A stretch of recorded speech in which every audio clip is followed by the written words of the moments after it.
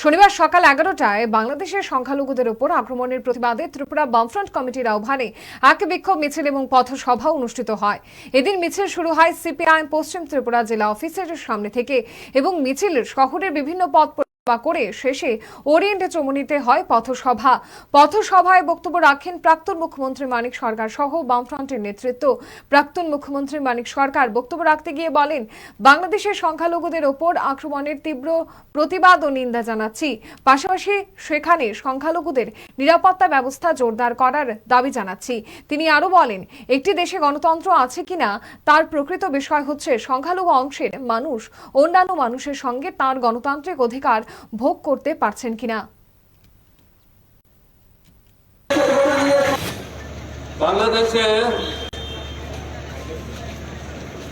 সংখ্যালঘু অংশের মানুষ যারা, তাদের বিরুদ্ধে সর্বত্র না হলেও বেশ কিছু জায়গায়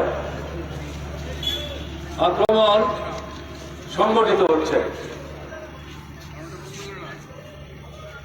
এই আক্রমণকে আমরা নিন্দা করছি, প্রতিবাদ জানাচ্ছি।